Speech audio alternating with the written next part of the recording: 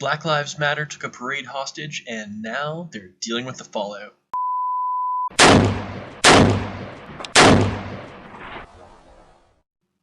So yeah, last month was Pride Month, and here in Canada we observed the blatant commandeering of the Pride movement by the Vancouver and Toronto chapters of Black Lives Matter. Oh, and I think it's important to mention before going forward that while many Black Lives Matter supporters claim that it is a true grassroots movement without defined leaders or individuals in general who direct it, yeah, there are leaders in the Black Lives Matter movement, they have chapters, they have a structure, but they prefer to deny it when it's convenient. Moving on. So the latest Black Lives Matter news centers around their anger at Pride Toronto not coming to the table, despite having promised to do so during the sit-in dust-up that made headlines earlier this year. Black Lives Matter Toronto is claiming that Pride has been ignoring them since Pride acquiesced to the group's demands, which were made during the 2016 Pride Parade stoppage. Well, Black Lives Matter, I've got news for you. Their agreement to your demands isn't legally enforceable. Tough shit.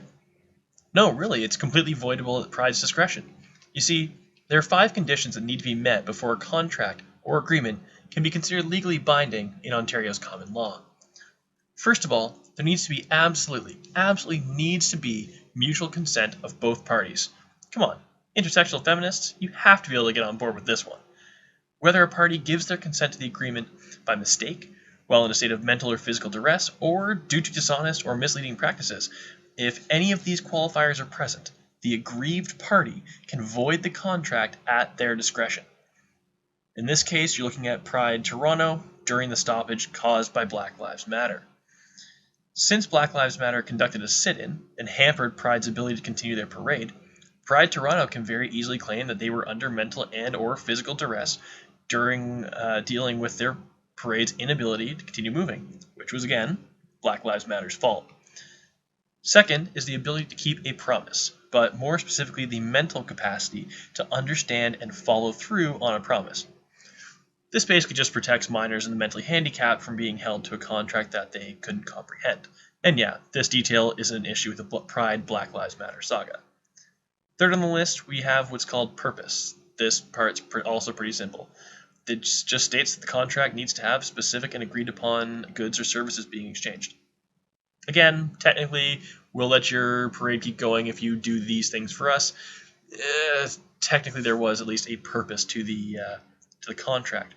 Fourth, but similar to the third point, and second to last, we have valuable consideration, otherwise called lawful cause in civil law.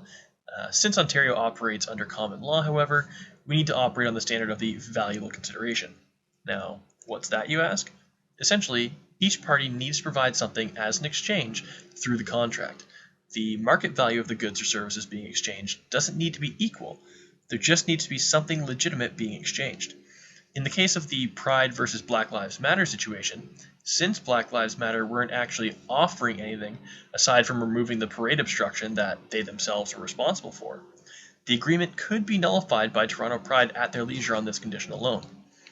The fifth component of a legally binding contract doesn't even apply in all cases, but is in the involvement of a written contract. This requirement tends to only be involved when there is a list of very serious consequences for breach of contract, or where a great deal of public scrutiny and publicity is likely. So far, as far as I know, the Black Lives Matter camp made their demands through written or at least digital media, so we can concede that point to them.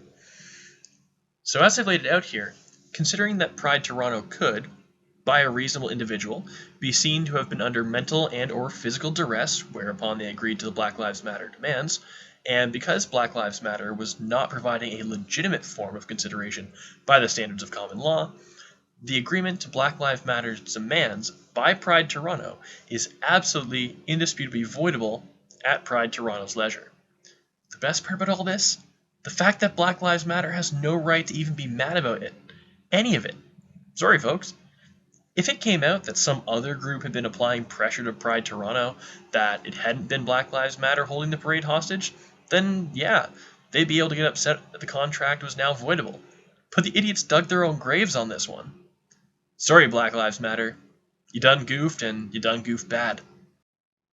Well, here we are at the end of another video, and no better off for the experience. If you managed to make it this far, I'd invite you to check out the rest of the videos on my channel, organized into topic-based playlists to make your viewing that much easier if you have a particular preference. If you've enjoyed this video, or even if you didn't, I'd encourage you to leave an up or down vote along with a comment regarding what it is you liked or disliked about the video. I'm always appreciative of constructive criticism. Oh, and if you just want to troll and shitpost, totally cool as well.